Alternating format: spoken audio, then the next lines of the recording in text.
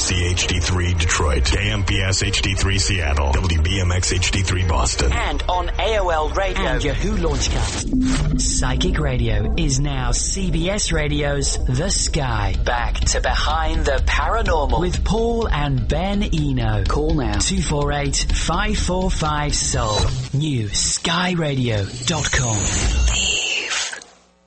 What should you do if you believe a sibling is possessed? Can near-death experiences contradict the multiverse idea? Could your ghost be scaring your family? Hey there, and welcome to the 506th edition of Behind the Paranormal with Paul and Ben Eno. I'm Ben, and those very strange questions came from my co-host and partner in the paranormal, my dad. This is the first of 2 open-line shows over the next 24 hours, and we hope to make a dent into that ever-growing stack of emails. Maybe we can get that stack away from the ceiling. You can also call us during the show at 248-545-7685. So let's get right down to it. Well, before we do that, I wanted to wish a happy Hanukkah to all our Jewish friends. Everybody was making jokes about the fact that it started on the same day as Thanksgiving. Hanukkah's early Thanksgiving. No, it was the day before. It was the 27th. Well, whatever. People were coming up with compound words, and it was extremely hilarious. Anyway, a very, very happy Hanukkah to everybody. Okay, so let's start with our emails from, our messages from Facebook. And we do let everybody know that we encourage you to write to us on the show Facebook page via the message option. But we will edit it right down to the main question, because people usually write in and say different things, which we appreciate. But we try to, in the interest of getting some of these taken care of, we are editing them down to just the actual question. So here's one from Hari in Bangalore, India. Alrighty, so Hari writes to us. I and my friends were listening when you talked to Mr. Sexton about the flashing nexus, and we would like to hear what you say more about it. Okay. Well, that was the same question you asked, because I finally managed to shock my son with a new term we had never discussed, and that was something I had been turning over in my little noggin for a number of years, called the flashing nexus. And what that is, Hari and everyone else who's interested, is... Well, a nexus is a place where things come together. It's a conjunction of, in this case, parallel lives. Okay. Now, I'm always saying, and there are other questions about this, it seems to be interesting people lately, that we live many different lives in these parallel universes that quantum physics speculates about and pretty much believes in, although not necessarily in the same form we do, always. And these lives are all us. And they, when we die, quote unquote, when it's not us dying, it's the particular body we may have at the moment, if there is one, and our consciousness still exists throughout these many lives we're living. So it's one consciousness, many manifestations of that consciousness. Because really, even these manifestations matter is really just energy. That's one of the things quantum physics is shaking everybody up about. Mm-hmm. So that.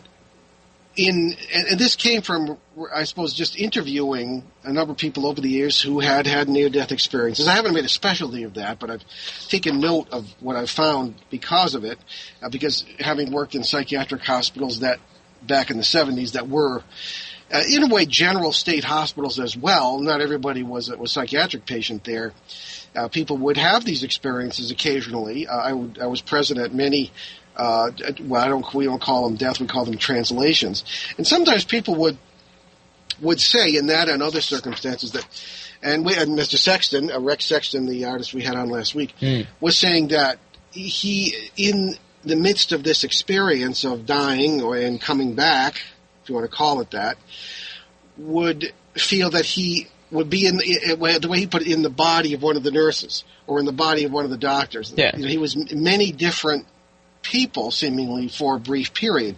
And this is what we call the flashing nexus. The flashing is flashing of consciousness of not where you are someone else, but where that someone else is you, somewhere else in the multiverse. What's the difference? Y equals X, X equals Y, or whatever? Not necessarily in this case, because we don't really have separate people. Right.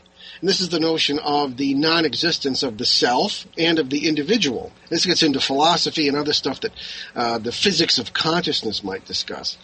But what we're talking about here is flashing consciousness from one aspect of yourself to another. this is usually diagnosed in normal situations as mental illness, of some kind of psychosis, particularly schizophrenia, where this supposedly can occur. But my question, as I've stated many times on the air, when I was working in these hospitals as a seminary student, and as a grad student in psychology, was, gee, maybe these people aren't psychotic in the sense that they have these chemical imbalances in the brain that are creating these illusions. Maybe they're experiencing real worlds that actually exist and where they really are these people. That really came out, as we've discussed again many times, in the dissociative identity syndrome, the dissociative identity disorder, or multiple personalities, as it's often called. Well, you're sort of killing two birds with one stone because Sue Messier from Boylston, Mass. actually said that she listened to some of our podcasts, and she said, you often talk about living parallel lives where we all live in the multiverse, and I've heard you say that our subconscious mind contains all the other lives we are living. So why are we conscious of just this one and not the others? And are those just potential lives? That's a perfect time to introduce that question. Thank you, Ben. You're welcome. Well, and you know about this too, so jump in whenever you want. I know. I'm just making the point that you're connecting to another question, so that we're killing two birds with one stone, or incapacitating two birds with one stone. If killing. Well, I love birds, so I don't like to use that term. However, I do. Nevertheless, yeah, that's a very good question from Sue. And it leads right into the other one. So why are you conscious of one life at a time? Okay. Well, I think a lot of people, as I've just said, are not necessarily conscious of one life at a time. And because most of us are, we think those other people are bonkers, We used to lock them away. Now we fill their pockets full of antipsychotic drugs and see you later sometimes. Basically. But I think that one of the reasons we are not conscious of all these lives at once is that we are not capable in our current state in this world. Well, it got learned out of us, in my opinion. Oh, yeah, you're right. Yeah, I think it did. Because it's like, well, you don't want to be like Jimmy over there. Jimmy thinks that he's seeing things. You don't want to be like him, and it's like. Well, we're also educated into a materialist, three-dimensional, at most four-dimensional paradigm, in which these things really mess up the vision of that paradigm, yes, and are very inconvenient and therefore educated out of it. So you keep your feet on the ground, and which you do anyway. You should. But it leads away from, I think, what our ancestors knew. On the other hand, I don't know if the particular species in this realm, and this part of the multiverse, is evolution, from an evolutionary standpoint, has gotten there yet to be fully capable of this. And I think that's what we're talking about when a lot of the psychics or whoever, the self-appointed... Then how come our ancestors could do it before? Then would it have evolved out of us? Could they? I'm not saying... Well, maybe. You may be right. No, that's a good question. I mean, if they do... have been educated out of it, we may be capable of doing it. If you look at the spiritual giants of the ancient world, I'm talking about shamans, and before non-agrarian civilization came in and kind of distracted everybody, you could be right. I'm very open to that. But whether it's evolution or whether it's education, nature or nurture, we generally have a problem with that. All right. But I think that the reason we're conscious is actually, let me rephrase that. We are conscious in each of these lives, and each of these lives are real to us. Okay, it's all, and I think that in each life, the subconscious is where all the other lives are. So in other words, here, and this is very simplistic, it could vary, all sorts of variations could occur. But in this particular life, you and I are sitting here, Ben, doing the show. People are out there listening. Some will be listening to the podcast. But we are equally conscious in worlds where there is no show. The only worlds we're not equally conscious in is worlds where we don't exist. Right? But where we do exist, again, it's all part of us, and we're very conscious there. And where we are here and what we are here is part of the subconscious there. It really is a very elegant, interactive system in perfect balance, I think. Right. What say you? That's what I always say to the guests. So what say you, knave? Well, I mean, that just makes me think of fencers whenever you say, what say you? Like fences. Yeah. All right. I don't know. Answer the question. Well, I mean, I'd have to agree with that. Maybe going back to the nature versus nurture type thing. I don't know. I think that we can. It's just there's all sorts of engineered crap around us to keep us from achieving that spiritual state. You know what I mean? There's I mean, I feel like this world is just engineered to do that to us. This world or our civilization? Well, our civilization and perhaps a bit of the world. Okay. Mostly because after this past 2 weeks experimenting with what my professor called the media fast, which was getting rid of media and all that stuff, including books. So couldn't read books. I know. Agree with that. Well, I don't know. It counts. It counts as a horror media or whatever. Sure. Not to toot my own horn and say, "Oh, I fasted." Just saying that my conclusions of this were very interesting in that I found even the littlest thing, even books, could be considered distractions, and that they're all simply just little tiny words, not even words, just strange symbols on a page that for some reason we give meaning. If we strip away all that stuff, our lives are incredibly simple. We tend to make things much more complicated than they need to be. Very true. Thus, by making things way more complicated than they need to be, you see that we cannot achieve the state that we need to because everything is just too complicated by our own doing.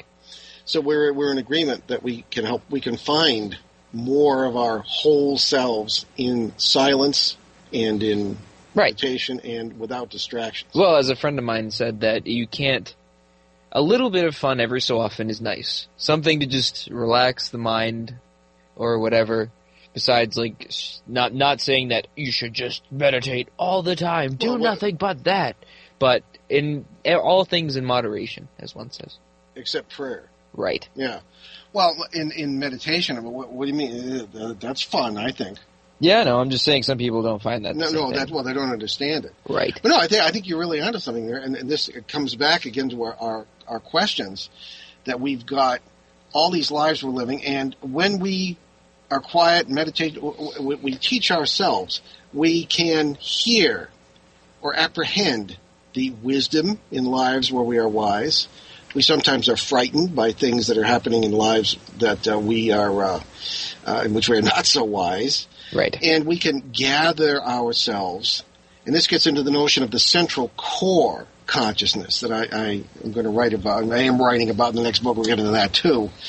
But I think as far as the flashing nexus is concerned, we'll have to wait because we have to take a break. But we're going to be back in just a moment. You're listening to Behind the Paranormal with Paul and Ben Eno on CBS New Sky Radio. We'll be right back on our open line show in just a minute, so stay with us.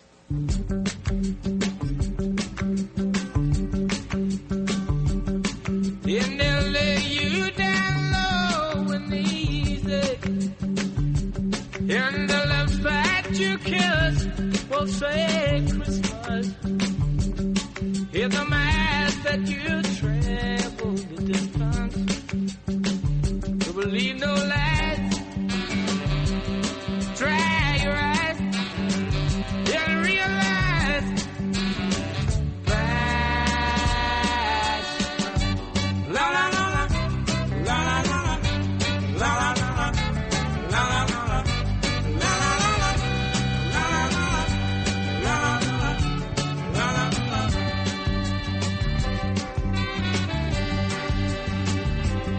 In the business we'll shake hands and talk in numbers. And the princess will wake up from her slumber.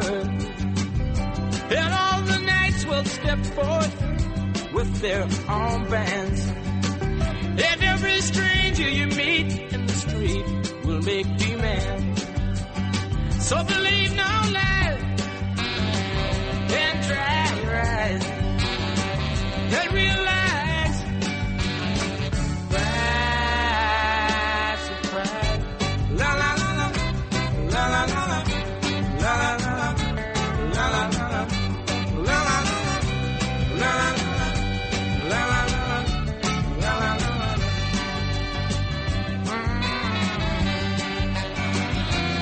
Yeah, we'll send you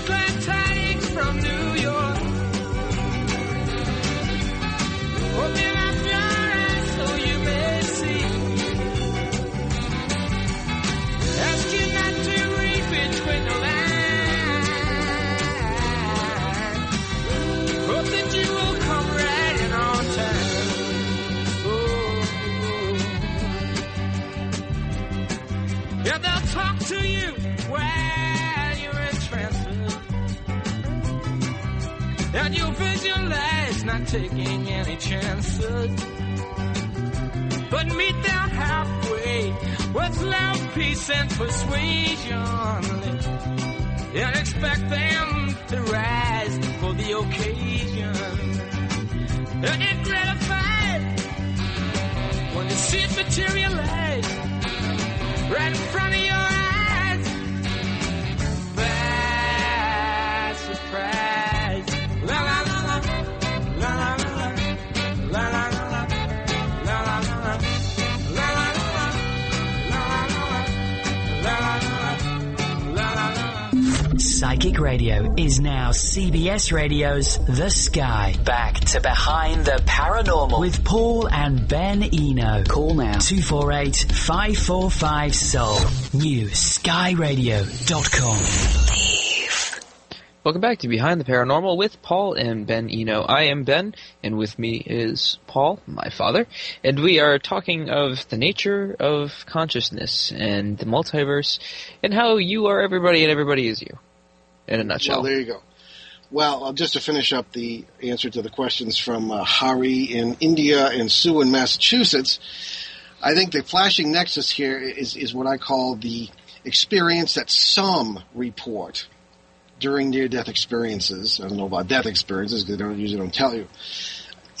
Where you flash, as it were, between different people. Because when you go into that state, you seem to be in the state of core consciousness. In other words, at the center of the consciousness of all these different yous and all these different multiverses, in all these different worlds, I should say, there does seem to be a central core that is you. It does not seem to be embodied in any particular place, but it is a manifestation of what we call the unity. Okay, so when you have the flashing nexus, you are, I suppose, just firing between different consciousnesses as you pass to a new one.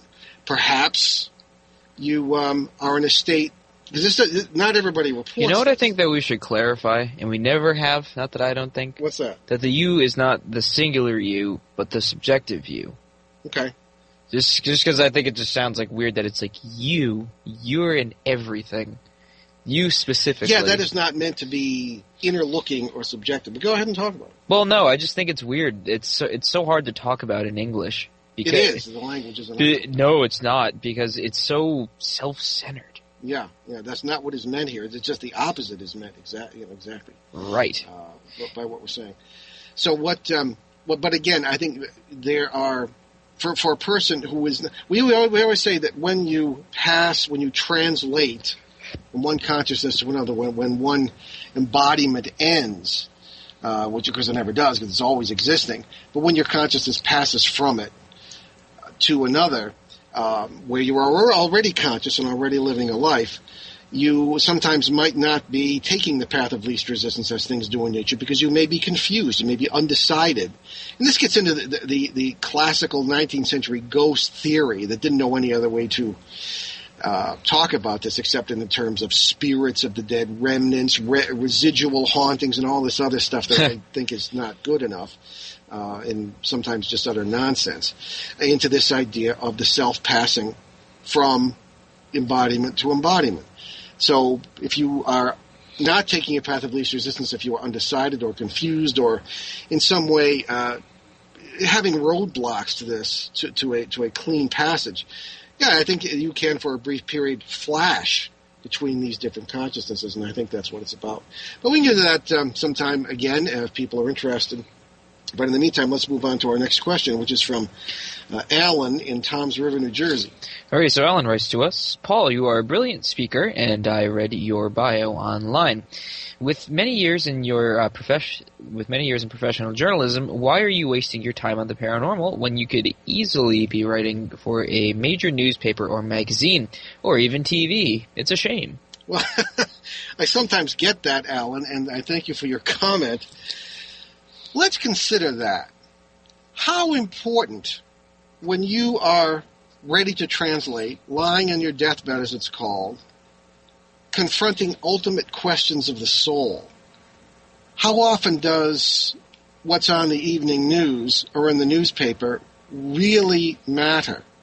Now, sure, In the news, we see, and we used to have an expression in the newspaper business, good news doesn't make good news. So when you're immersing yourself in the news and you see death and destruction, terrorism, horrors everywhere, strange things going on that are not pleasant, that's important for us here. But ultimately, what's important is what we talk about on this show, because that is a question of ultimate destiny. These are ultimate questions. Everything else will pass, although it will always exist somewhere in the multiverse. But as our consciousness goes, as we proceed and translate, it won't be important. Not even what's in your bank account will be important. You know, Ben, we all know people. I can even think of a few relatives whose main concern is how many gadgets they have in their cars, or how big their big screen TV is, or what the latest football score is. I mean, please. It scares me how oblivious people can be to ultimate questions. I will not serve that. I have never served that. In 35 years in journalism, I always tried, and I'm still a working journalist. I mean, in magazine. It's not like all we do is the paranormal. We both have other jobs outside of this. Yeah, so we do. But I try to dedicate my foremost talents, such as they may be, to this field, because this is what matters in the end. So that's my answer to Alan. A wonderful answer indeed. Any comments on that? Let's see. Well, I'm glad that you're not working for a major newspaper or in TV. I'd hate that. I have worked. I hate the news, so... Yeah, well, I mean, on the other hand, I'm always an advocate of being a responsible citizen. You must be informed, and if you're not, and if you don't take action for what you believe in... I mean, that doesn't mean knowing about the latest murder going on down the street. No, but it does mean what Sir Edmund Burke said, people get the government they deserve. Right. Well, I mean, that's just... And when people are concerned with just the gadgets in their cars, or the football scores, or fashions, or whatever nonsense is distracting, as we were talking about, distracting us, right, then people deserve what they get. Mm-hmm. But ultimately, we must move on. And where we move to in our consciousness is a function of how aware we are of ultimate questions. And I think a lot of people are aware of ultimate questions. Mm-hmm. I'm sure the listeners of this show are. So that's my answer anyway on that. Maybe I'm right, maybe I'm wrong, but I think what we're doing is more important than day-to-day news. A fine answer. In my case. So. Indeed. Right. So moving on, Sandy from question mark writes to us. It says you can always use her last name if you don't know where she's from.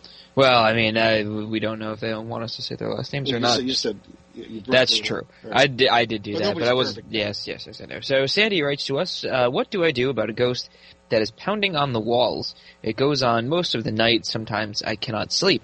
Should I move? Will it get worse? Okay, well, with no further, we do appreciate the brief questions, but sometimes it's difficult to give a specific answer when no specifics are given.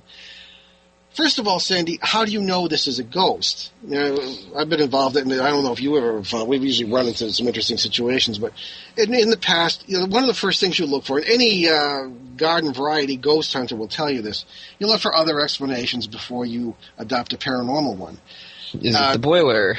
Yeah, I mean, we sometimes run into things where you might have a branch pounding on the house, even in a small breeze, although that's hard to ignore, and or there could be an equipment problem in the house, a boiler, especially in the winter. Like we have steam heat in our house. Oh yeah, and if people aren't used to it, what's that? Is there a snake in the room? What? I've heard that before. People think there are snakes in the room. Oh, how nice.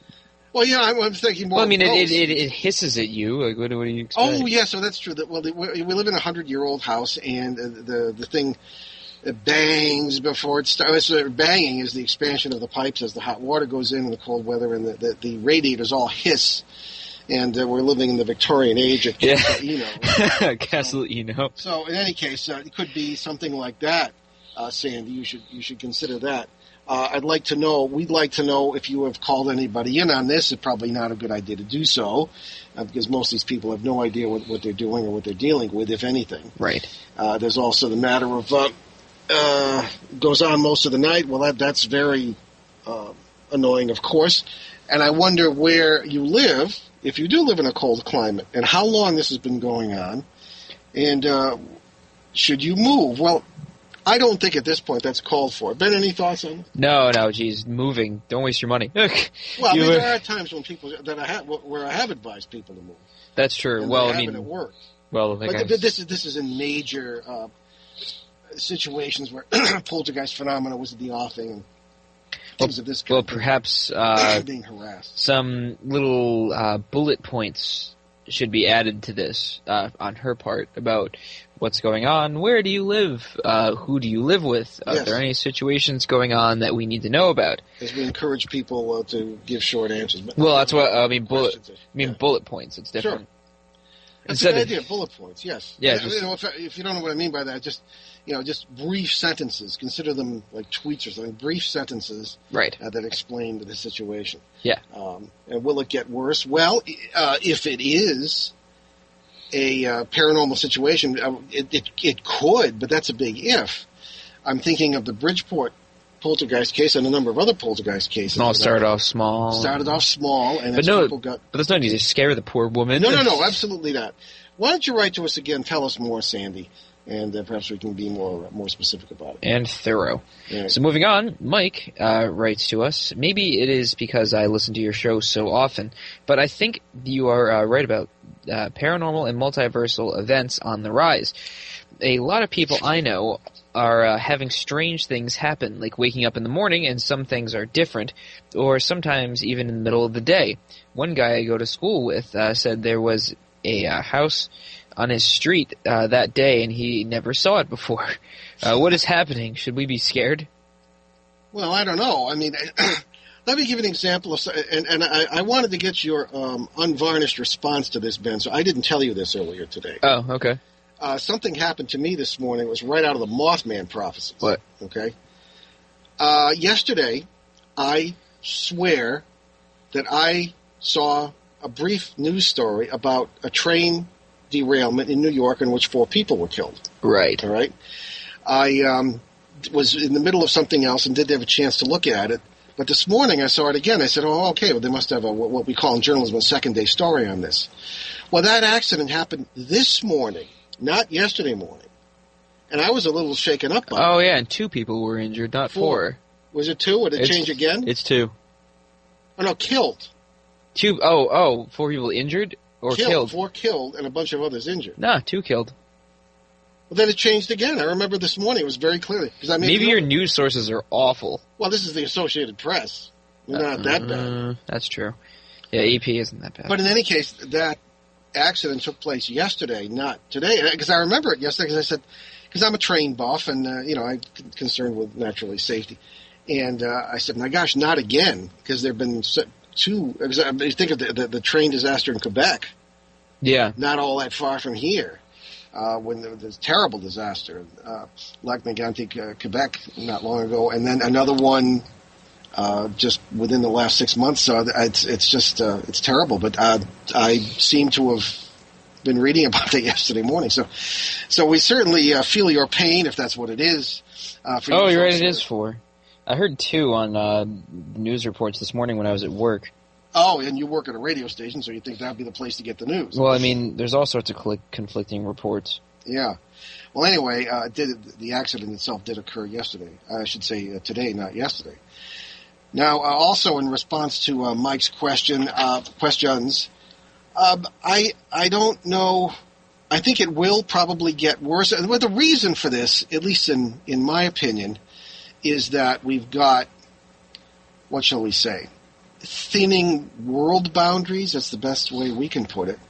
And we talked about this a lot leading up to the whole 2012 thing. We had a lot of guests on that. And that seemed to be, one of the things that was true in 2012 and is still going on, perhaps is increasing, is the electromagnetic stuff going on around us in the multiverse. I should say, even in the astronomical universe. But we have to take another break. We'll get back and finish this up very shortly. You're listening to Behind the Paranormal with Paul and Ben Eno on CBS New Sky Radio. Be right back. Enlighten, empower, enrich. This is CBS Radio's The New Sky. New horizons, no boundaries.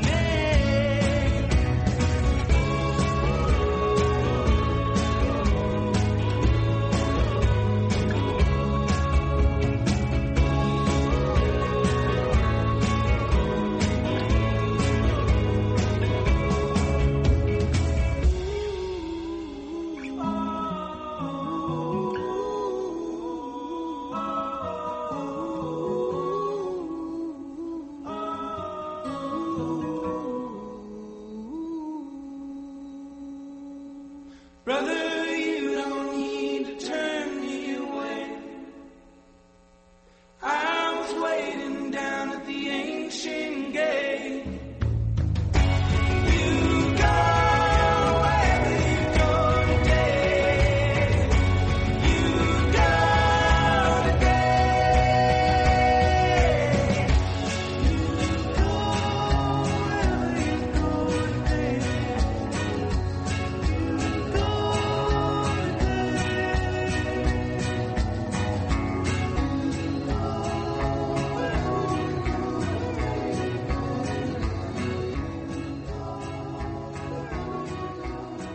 Psychic Radio is now CBS Radio's The Sky. Back to Behind the Paranormal with Paul and Ben Eno. Call now 248-545-SOUL. New skyradio.com. Believe.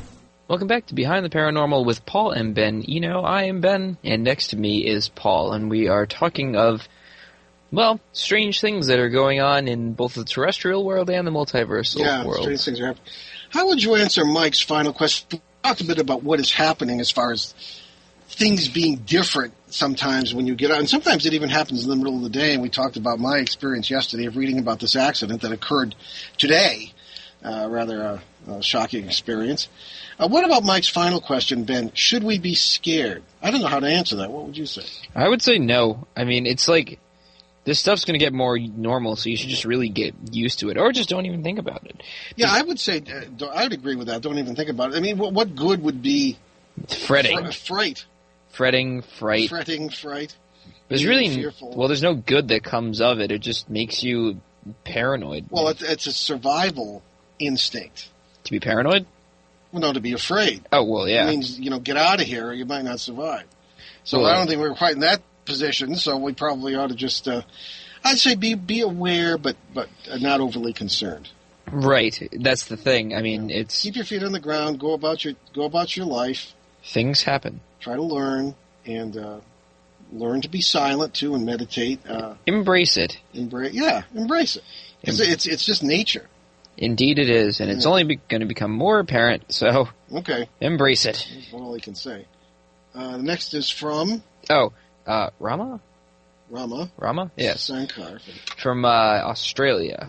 So Rama from Australia. Do you find that ghosts behave the same from culture to culture? Is the poltergeist the same kind of creature in America as it is in China? That's an interesting question. That is a very interesting question. Well, thank you, Rama. I actually, effectively, yes. Now, I've only done research in a handful of countries. I haven't been to Asia, and neither has Ben, to do research. And but from all the information that I have found that it's not the critters that are different, and they are creatures, they are life forms. I find that they are not different themselves, really, but that people's interpretation from culture to culture can be different. I often notice, and Ben and I have talked about this briefly, that we do not receive a lot of inquiries from people of, Oriental extraction. Now, you yourself have an Indian name, but that's we seem to have an audience in India. So, but we don't seem to hear a great deal from people of other cultures other than those of the West, because they have, first of all, their own interpretations and remedies for these things, which they will share with you if you ask.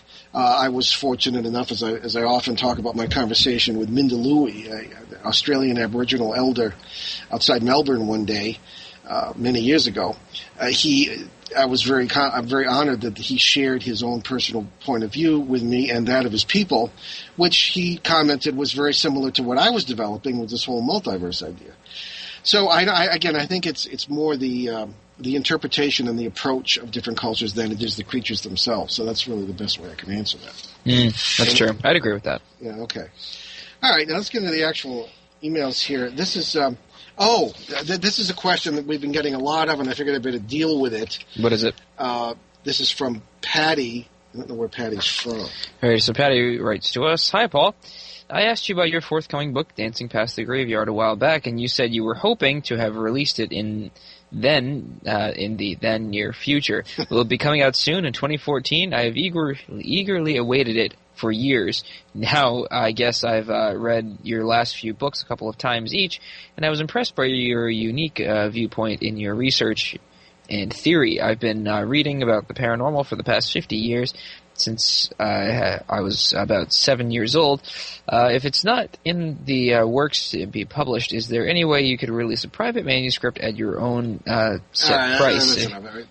Right. Well, thank you, Patty. I very much appreciate the fact that you appreciate what I write. As I wrote to you privately, and I'm answering this on the air because we've received lots and lots of inquiries about this. The thing was started to be publicized, and the book is Dancing Past the Graveyard, What Ghosts Have to Say About God, started being publicized in 2009. I am very embarrassed that it is still not finished. First of all, I keep running into things that I want to put in it. Secondly,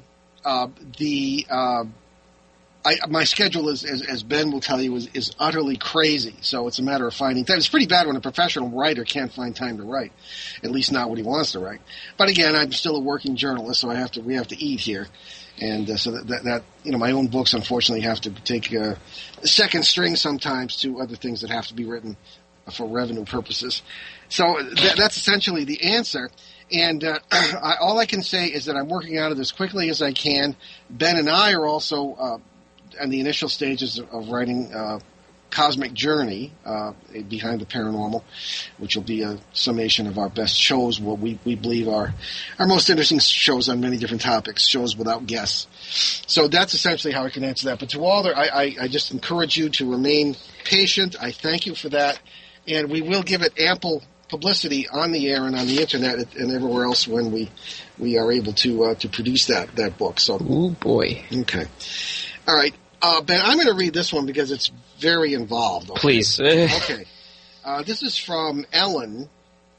We might not be able to get through this. We'll have to continue it tomorrow night. But this is from Ellen. So I have 2 open line shows? I don't know where Ellen is from, but for some 40 years I have searched for answers concerning possession, for want of a better word. And it concerns her twin brother.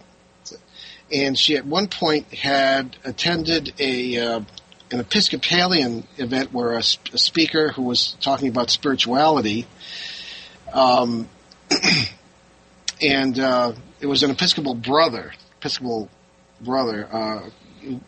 could not do anything for her brother, who was apparently having this problem.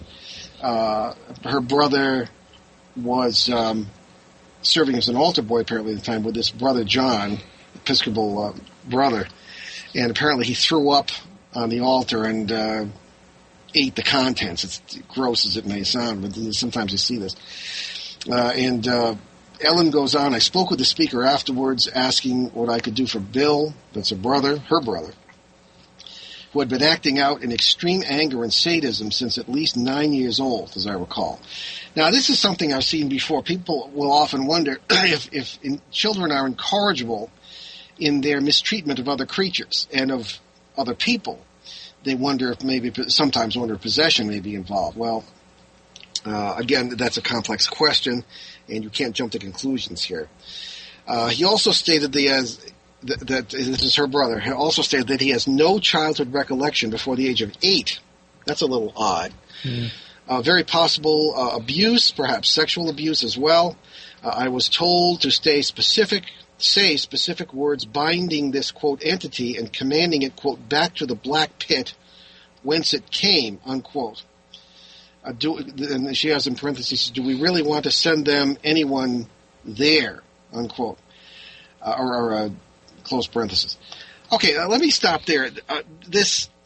When you find, and I saw this a lot of times when I was involved in exorcisms myself as a seminary student, you've got a spiritual point of view here that does not actually match up with the modern multiverse point of view of what's really going on here. Yes, there are entities that do this. No, they are not, in my opinion, servants of Satan or demons in the classical sense. I began to notice they didn't always respond to our theological approach. I've since found their theology is not quite the same as ours, and not the same at all, really. If they even have theology. If they even have theology. They are very they are intelligent life forms. If you want to call them alien, you won't be wrong. I'm not saying they're from other planets, but I mean, that whole terminology doesn't really measure up to the whole multiverse idea. So what was really going on with Bill here, if it was paranormal, is something that might not have been helped by binding and this kind of thing. What you're doing in this term binding is you are calling upon things that stir the power that you are connected with, okay? Because sometimes people will have these, what are traditionally called demonic hauntings or even possessions. And if they will say, get out of here, this is not your place, this is mine, or they'll use a cross or holy or the Quran or scriptures or anything that they connect with that has power, they can help these situations, though not always. So I think the whole approach of saying certain words and binding the entity and committing it back to the black pit, maybe that's all right. I've seen it work, but I've also seen it not work, and I've seen it backfire as well. And I'm interested in her statement. Do we really want to send them or anyone there to this black pit? Remember, we were talking. This is for the past few years about fighting parasites, which these entities really are. We call them parasites, by using compassion and love, because this seems to repel them. We actually had a case in Illinois, or was it Indiana? I can't remember which, in which the young man said that the entity that was after him, one of these parasites, actually felt sorry, or said it did, that it had to eat the way it did, and that it had to prey upon him the way it did. I don't really trust that, but I mean, there has been some evidence of some remorse by some individuals within some species of parasites. Right. I wouldn't trust that. But anyway, we do have to take a break again, and we'll come back to Ellen's letter in just a minute. You're listening to Behind the Paranormal with Paul and Ben Eno on CBS New Sky Radio. Be right back. CBS Radio's The New Sky. New horizons, no boundaries. NewSkyRadio.com.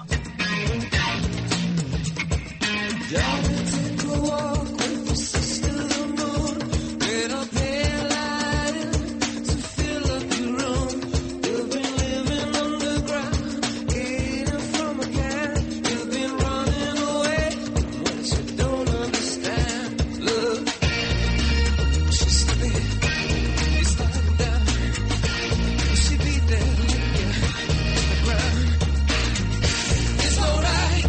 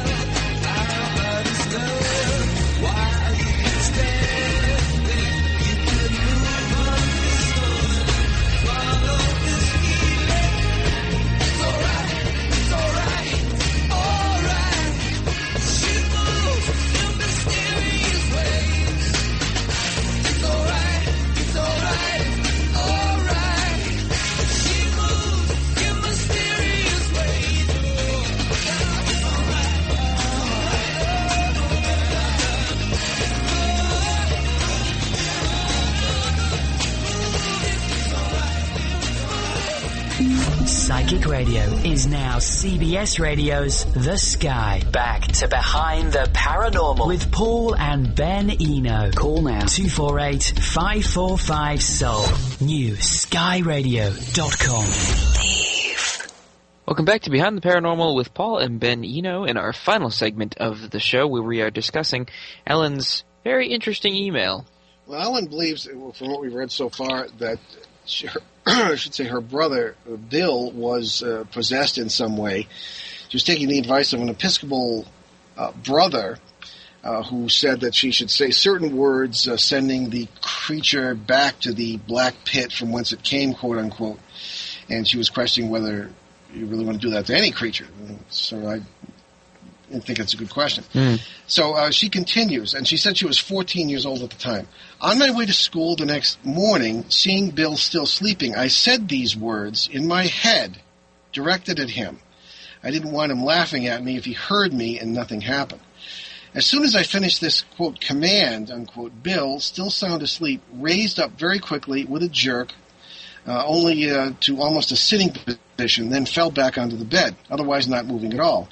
Even if he'd heard me and was playing with me, I seriously don't think that he could have pulled this off. I took off to school, not knowing what to make of it, and again, she said these words in her head, she says, what to make of it and not wanting to hang around if anything else happened. I only recall the one really sadistic event at that time and not whether it occurred before or after this. Saying this, I cannot absolutely state any real change, I guess, in Bill after using these words. While I seem to recollect that most of our growing up, it's still pretty blurry. I can, with all my heart, state unequivocally that Bill has always been extremely caring and sensitive and one of the funniest, most helpful people that you could ever hope to meet. And my question would be, well, where did all his sadism come in? He says that he still has a hard time concerning his anger. Okay, so anger problems. But nothing like the rage I saw back then. Okay, so this is mostly when he was a boy. I, on the other hand, have found my own rage, thankfully taken care of now. My own idea is the simplest example, black clouds that are connecting to us, know what angry and fearful thoughts to insert in order to feed off our resulting negative energy, which of course is what we say. This probably corresponds with the parasite that you speak of. I need to get your book. Oh, by all means.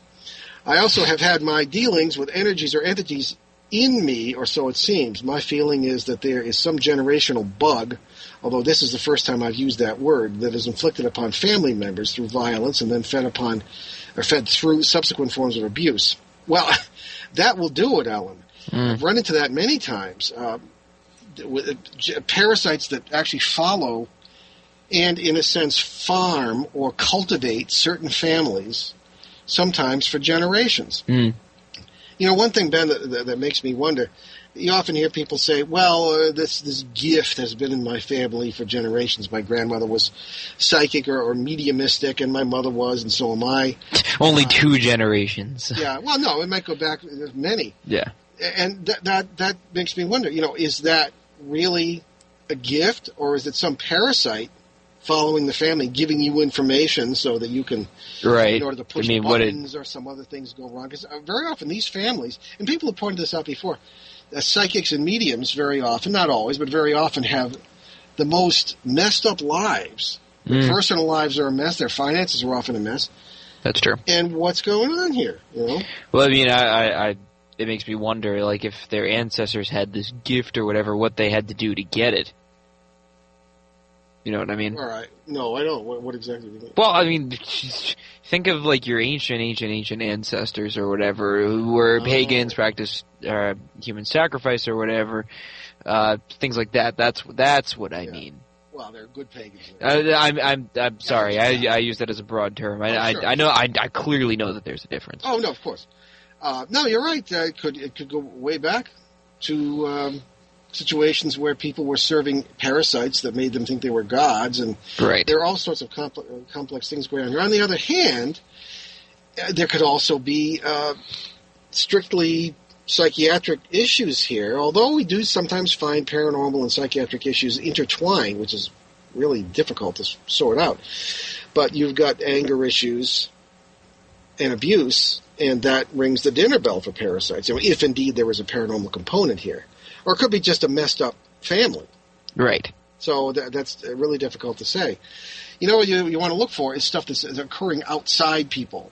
If the family starts arguing and stuff starts flying off shelves, or you start hearing footsteps upstairs, or things are appearing, I mean, that makes you start to think, well, perhaps there's another component other than a messed up family here. Dysfunctional, as the term goes. So he's talking about the human bug, I think, a parasite attaching itself to people. Then I'm continuing with Ellen's letter. It was meant to look terrifying to a child. I have reason to think I saw more in childhood. You missed a sentence. Oh, no, that's deliberate. Yeah. There was strongly chanting some mantra child to enforce very bad feelings about myself. In other words, this is being reinforced in her. I was... Okay, well, this too turned longer than I thought. I guess talking about her letter, intending only to ask about the experience of my brother. Although certainly all input is truly welcome, perhaps it adds to your research. I thank you in advance. Da-da-da-da. Well, thank you, Ellen, again. It's difficult to say at this point what was going on so many years ago, but I think that they're we also weren't there. So. I also wasn't there, exactly. All I can say is the usual remedy for this, it really never fails, is positive thinking, positive action, positive spirit within you. Connect to, if you want to put it this way, connect to where you are in the multiverse. You are a powerful, positive energy and good. Nothing repels entities, if there were any involved here, more than positive energy does. And it sounds like there was a lot of negativity going on in this family. That will create problems. Right. So, anything to add? Well, no, considering that we're almost out of time here, let's get right to our announcements. Okay. On that lovely note. Visit our website at www.behindtheparanormal.com, where you can find over 500 free podcasts of all of our past shows, and you can also check out our site at www.newenglandghosts.com, where there are case studies and photos along with articles by my dad. And you can find my books that everybody seems so concerned about at Barnes & Noble Look at e-reader at Amazon Kindle. And if you buy them directly at BehindTheParanormal.com, I will autograph them for you. Big deal. And will help us. Well, I'll be happy to do that. And you will help us keep all those podcasts free by doing so. Also on our sites, you'll find direct links to several charities that Ben and I have adopted, including USA Cares and Canadian Veterans Advocacy. So many thanks to our producer, Brandon Jackson. And next week, December 8th, right here on CBS New Sky, we will welcome back Gary Hesseltine, publisher of UFO Truth magazine, for a discussion on disclosure or disaster. Some people have already asked me what we mean by that. I like it. Oh, yes. Listen to the show in order to find out. Indeed. In the meantime, tune into our Boston Providence Drive Time show on WOON 1240 and ONWorldwide.com at 6 p.m. Eastern Time, 3 Pacific every Monday. Where we will continue our open line shows. Tomorrow night, yes. Yes. We leave you with this evening with a thought from American scientist and visionary Carl Sagan. Science is not only compatible with spirituality, it is a profound source of spirituality. I'm Paul Eno. And I'm Ben Eno, and thanks for joining us on our great cosmic journey, and we shall see you next time.